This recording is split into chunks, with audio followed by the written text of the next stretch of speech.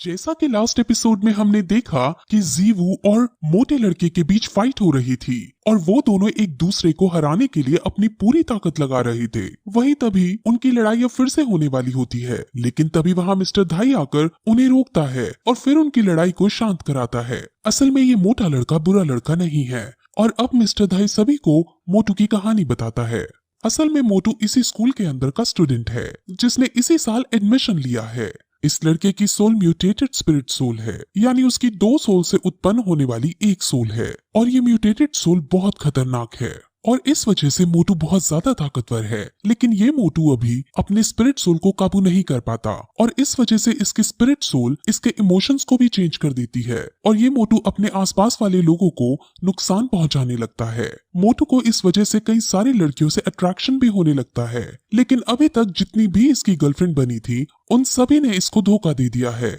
जिस वजह से मोटू बहुत परेशान रहता है। लेकिन हाँ, इसकी स्पिरिट सोल को सिर्फ एक चीज से काबू किया जा सकता है और वो चीज है इसको भरपेट खाना खिलाना। ये सब सुनकर बाकियों को बहुत अजीब लगता है क्योंकि यहाँ आकर वो बहुत अजीब अजीब चीजों का सामना कर रहे थे और उन्हें समझ आ जाता है कि ये सच में एक मॉन्स्टर स्कूल है। अब मिस्टर धाई उसे बाकी स्टूडेंट से इंट्रोड्यूस कराता है। वहाँ अब ऑस्कर भी आता है जो उन सबको अपना इंट्रोडक्शन देता है और वो निंग रोंग रोंग के सामने अपनी हेकड़ी भी दिखाने की कोशिश करता है, यानी उसे इम्प्रेस करने की कोशिश करता है। उसने अपनी बियर्ड भी कटवा ली होती है, लेकिन निंग रोंग रोंग इससे बिल्कुल इम्प्रेस नहीं होती, बल्कि उसे इसके इस पागलपन पर इरिटेशन होने लगती है। अब फिर वहाँ स्कूल का दिन आता है और जीवू समझ जाती है कि ये दिन तो वही है जो पहले शॉपकीपर बने हुए थे और इन्हीं से इन्होंने वो हेयर क्रिस्टल खरीदा था। असल में वो शॉपकीपर का काम भी करते हैं और यहाँ के डीन भी हैं। वो फिर सब बच्चों को एक लाइन में खड़ा करते हैं और फिर उन्हें टास्क देना शुरू करता है।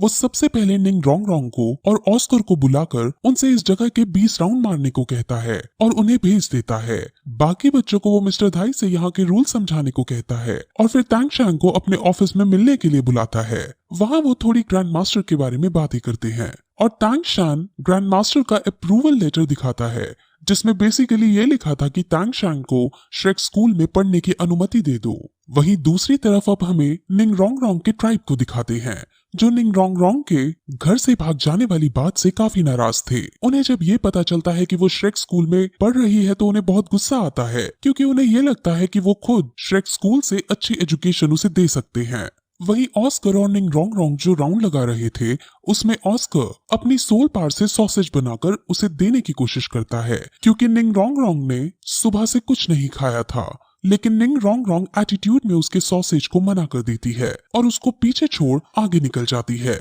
वहीं निंग रोंग रोंग के ट्राइब वाले अपने आदमियों को निंग रोंग रोंग को वापस बुलाने के लिए भेज देते हैं। अब फिर कुछ देर बाद फिर से सभी बच्चे उसी लाइन में आकर खड़े होते हैं और अब दीन उन्हें उनके 20 राउंड के पूरे होने के बारे में पूछता है, जिस पर ऑस्कर तो कहता है कि उसने 20 राउंड कंप्लीट कर लिए हैं, लेकिन निंग रोंग रोंग से पूछे जाने पर वो ऑस्कर खुद ही पहले बोलकर ये कह देता है कि हाँ उसने पूरे कर लिए हैं। अब वो ऑस्कर को आगे बुलाकर उसे शाबाशी देते हैं और फिर तुरंत उससे 20 राउंड और मारने के लिए कह देते हैं। ये सुनकर ऑस्कर को बुरा तो लगता है, लेकिन अपनी टीचर की बात को वो मना नहीं कर सकता था, जिस वजह से वो 20 राउंड फिर से मारने के लिए चला जाता है। असल में उन्हें समझ आ गया था कि निंग रोंग रोंग ने 20 राउंड नहीं मारे हैं और ऑस्कर ने झूठ बोला है। ऑस्कर ने तो पहले 20 राउंड कंप्लीट कर लिए थे, लेकिन उसने निंग रोंग रोंग के लिए झूठ बोला था। अब वो निंग रोंग रोंग को डांटने लगते हैं और ऐसा करने पर निंग रोंग रोंग को भी गुस्सा आ जाता है और वो अपने टीचर से पलटकर ऊंची आवाज में बोलने लगती है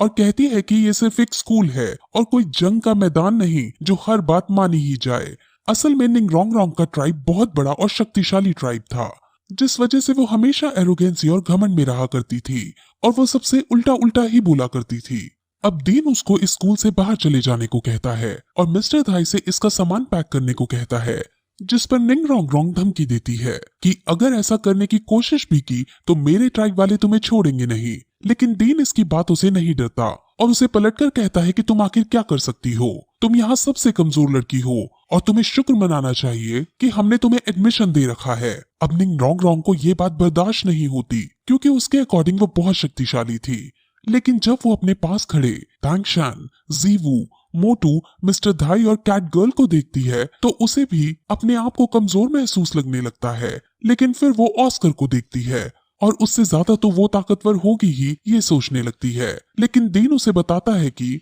ये ऑस्कर भी अपनी फुल सोल पावर रखता है और अपने फील्ड के लोगों के बीच ये सबसे ताकतवर है। अब निंग रोंग रोंग को समझ आ जाता है और वो उदास होकर रोते रोते वहां से भाग जाती है। अब फिर शाम को डीन उन सभी को बाहर शहर में घुमाने ले जाता है और थोड़ा घूमने के बाद उन्हें एक रिंग के अंदर ले जाया जाता है जहां दो योद्धाओं के बीच कंपटीशन हुआ करते थे। इस जगह का नाम सोल एरिना है और यहाँ लोग अपनी अपनी फाइटिंग स्किल्स का यूज करके एक दूसरे को हराते हैं। असल में यहाँ जीतने वाले को अलग अलग बैजेस दिए जाते हैं और डीन उन सभी को ये कहता है कि तुम्हें श्रेक स्कूल से ग्रेजुएट होने के लिए कम से कम सिल्वर बैज तो यहाँ हासिल करना ही होगा। अब वो लोग अंदर जाते हैं जहाँ मिस्टर धाई उन सभी को ये बताता है कि वो 29 मैचेस जीते हैं और 27 मैचेस हारे हैं, जिस वजह से उसका स्कोर 2 है। अब मोटो अपना स्कोर बताता है और उसका स्कोर 9 है। असल में मोटो की सोल पावर कम है, इसलिए उसके पास कम ताकतवर योद्धा आते हैं, लेकिन क्योंकि मिस्टर धाई की सोल पावर ज्यादा है इसलिए उसके पास बहुत ज्यादा ताकतवर योद्धा लड़ने को आते हैं। अब फिर जीवू और तांगशान अपना अपना नाम लिखवाने के लिए काउंटर पर जाते हैं और वो 2 वर्सेस 2 के लिए अपना नाम लिखवाते हैं और उनकी टीम का नाम सांगवू रखा जाता है। अब फिर रिंग के अंदर सबसे पहले जीवू और एक दूसरे योद्धा को लड़ने के लिए बुलाते हैं और उन दोनों की फाइट अब शुरू की जाती है। ओपोनेंट के पास आयरन राइनो की सोल पावर थी और वो बहुत ताकतवर था, लेकिन जीवू भी कम नहीं थी। जीवू बिना सोल पावर का यूज किए उस पर हमला करती है और कुछ ही देर की शानदार फाइट में जीवू अपनी स्किल का यूज करते हुए उसे मार गिराती है और इस मैच की विनर बन जाती है। अब अगला match Tangshan versus cat girl होना है और अब उन दोनों को रिंग के अंदर बुलाया जाता है। तांगशान जानता था कि कैट गर्ल की एबिलिटी उसकी स्पीड है, जिस वजह से वो उसकी स्पीड को रोकना चाहता है और अब वो ऐसा करने के लिए उसको फंसाने के लिए एक केज बनाने लगता है और उसके चारों तरफ ब्लू सिल्वर प्लांट बिछा देता है। अब कैट गर्ल उसके अंदर फंस जाती है और ये देखकर मिस्टर धाई को बिल्कुल अच्छा नहीं लगता। असल में मिस्टर धाई कैट गर्ल को पसंद करता था और वो कैट गर्ल को जीतते देखना चाहता था। अब केज के अंदर तांगशान कैट गर्ल को पकड़ने की कोशिश करता है, लेकिन कैट गर्ल उसके दाव से बच जाती है और वो ऊपर से कूदकर बाहर निकलने की कोशिश करती है। और इस फॉर्मेशन को देखकर मिस्टर धाई को समझ आ जाता है कि असल में तांगशान कैट गर्ल को केज के अंदर बंद नहीं करना चाहता था, वो तो जमीन में अपने ब्लू सिल्वर प्लांट को बिछा देना चाहता था ताकि जब ये आसमान में उड़कर मारे तब नीचे से ब्लू सिल्वर प्लांट इसके पैरों को पकड़ ले और इसको बंदी बना सके। और फिर ऐसा ही होता है और जब कैट गर्ल नीचे से ऊपर उछलती है तब तांगशान नीचे से उसको पकड़ लेता है और वो उसको बंदी बना लेता है, जिसके बाद तांगशान को विनर घोषित कर दिया जाता है। कैट गर्ल इस हार से निराश हो जाती है, लेकिन मिस्टर धाई उसे सांत्वना देते हैं कि ये जगह एक प्लेन जगह थी और तुम्हारी एबिलिटी पेड़ों पर चढ़कर मारने की है, जिस वजह से तुम्हें यहाँ हारने पर उदास नहीं होना चाहिए। अब फिर 2 वर्सेस 2 राउंड शुरू किया जाता है, जिसमें एक टीम में जीवू और तांगशान रहते हैं और दूसरी टीम में 2 हैमर सोल पावर के भाई रहते हैं। उसमें से एक आयरन टाइगर है और दूसरा आयरन ड्रैगन है और वो दोनों ही बहुत ज्यादा शक्तिशाली हैं। वो दोनों रैंडम स्किल हैमरिंग का यूज करके तांगशांग और जीवू पर हमला करते हैं और हालांकि तांगशांग भी उन पर हमला करता है, लेकिन वो दोनों भाई बहुत ज्यादा शक्तिशाली थे और तांगशांग उनका कुछ नहीं बिगाड़ पाता और लड़ाई के बीच उनमें से एक भाई तांगशांग पर हैमर से वार कर देता है, जिस वजह से तांगशांग बहुत घायल हो जाता है। हालांकि वो घायल होने से पहले उन दोनों को अपनी ब्लू सिल्वर प्लांट के अंदर फंसा देता है। जीवू तांगशांग को घायल देख बहुत गुस्से में आ जाती है और वो अब सीरियस होकर उन दोनों के ऊपर अपनी ब्लेड फेंकती है। लेकिन ये मैच सिर्फ एक कंपटीशन था जिसमें हार जीत तो होनी ही थी, लेकिन जीवू के फेंके हुए ब्लेड उन दोनों की जान ले सकते थे, जिस वजह से तांगशान अपना हिडन वेपन उनकी तरफ फेंक कर उन्हें मरने से बचा लेता है और फिर वो दोनों भाई इनकी ताकत को देखकर खुद ही अपनी हार एडमिट कर लेते हैं और शानवू को अब विनर घोषित कर दिया जाता है। लेकिन इस लड़ाई के बाद तांगशान को समझ आ जाता है कि इस दुनिया में और भी बहुत सारे शक्तिशाली योद्धा हैं और उसे ट्रेनिंग करने की जरूरत है। अब फिर वो सब बाहर आते हैं और आज मिस्टर धाई ने कैट गर्ल को प्रपोज करने का प्लान बनाया होता है, लेकिन मोटू सबके सामने ये बात कह देता है, जिससे मिस्टर धाई की अच्छी वाली बेइज्जती हो जाती है और कैट गर्ल उसे एक आवारा लड़का समझ वहां से चली जाती है। अब फिर जीवू और तांगशांग भी आपस में बातें करते हैं और फिर वापस स्कूल की तरफ आने लगते हैं। वहाँ स्कूल के एंट्रेंस पर वो मिस्टर धाई को निंग रोंग रोंग से झगड़ते हुए देखते हैं और निंग रोंग रोंग इतनी बदतमीजी से बात कर रही होती है कि मिस्टर धाई को गुस्सा आ जाता है और वो तुरंत उसे मारने के लिए आगे बढ़ता है, लेकिन तांग शैंग उसे रोककर अपने गुस्से पर काबू करने को कहता है, जिसके बाद मिस्टर धाई उसको वहीं छोड़ खुद अंदर चला जाता है। अब उसके जाने के बाद निंग रोंग रोंग तांग शैंग को कहती है कि तुम जाकर मिस्टर धाई को जान से मार डालो। अगर तुम ऐसा करोगे तो हमारी ट्राइब तुमको बहुत सारे पैसे देगी और तुम्हें हमारे क्लैन में एक अच्छी पोजीशन भी दे दी जाएगी। अब तांग शैंग ये सब सुनकर उसे मना कर देता है क्योंकि उसके लिए इस सब का कोई महत्व नहीं था और वो उसको सुधरने के लिए कहकर चला जाता है। वो फिर अपने पास खड़े ऑस्कर से उसकी मदद करने को कहता है, लेकिन अब ऑस्कर भी मना कर देता है। निंग रोंग रोंग बहुत शौक होती है और कहती है कि तुम तो मुझे पसंद करते हो, फिर भी मेरी साइड नहीं ले रहे हो, ऐसा क्यों?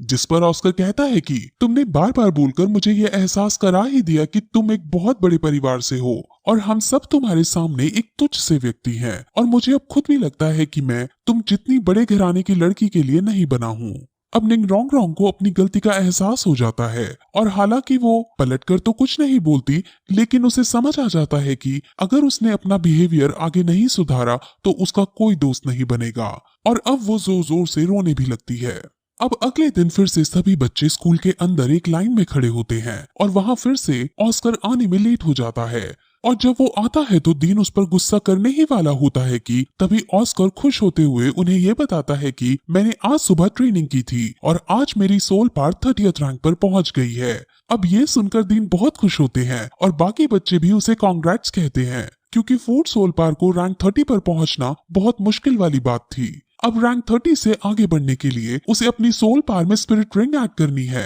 और इसीलिए उसे एक बीस्ट को मारना है। इसलिए डीन उन सबको ये ऑर्डर देता है कि तुम सब आज जंगल जाकर बीस्ट को मारोगे ताकि ये उसके अंदर से स्पिरिट रिंग को हासिल कर सके। अब वो इस बात की सेलिब्रेशन के लिए ऑस्कर से सबको एक एक सॉसेज देने को कहता है और वो खुश होकर सॉसेज बनाने लगता है, लेकिन कोई भी उसका सॉसेज नहीं खाना चाहता था। लेकिन जब उसका सॉसेज बनकर रेडी हो जाता है तो अब सबसे पहले निंग रोंग रोंग उसके सामने आती है और उसके दोनों सॉसेज खा लेती है और ये देखकर सब बहुत शॉक होते हैं। अब फिर वहाँ मिस्टर जाओ भी आते हैं और वही इनको जंगल ले जाने वाले हैं। अब सब मिस्टर जाओ की गाइडेंस में जंगल के अंदर शिकार करना चालू करते हैं, लेकिन उन्हें अभी कोई पीस दिखाई नहीं देता। वहाँ एक जगह ऐसी भी आती है जहाँ ऑस्कर चलते चलते खाई में गिरने लगता है, लेकिन निंग रोंग रोंग उसे बचा लेती है और अब निंग रोंग रोंग की तरफ से भी हमें एक रोमांटिक एंगल देखने को मिलता है। अब जंगल में घूमते घूमते वो दूसरे टाउन में आ जाते हैं और वो यहाँ एक रात रुकने का डिसाइड करते हैं। फिर वो सब इस टाउन के अंदर एक रेस्टोरेंट के अंदर खाना खाने लगते हैं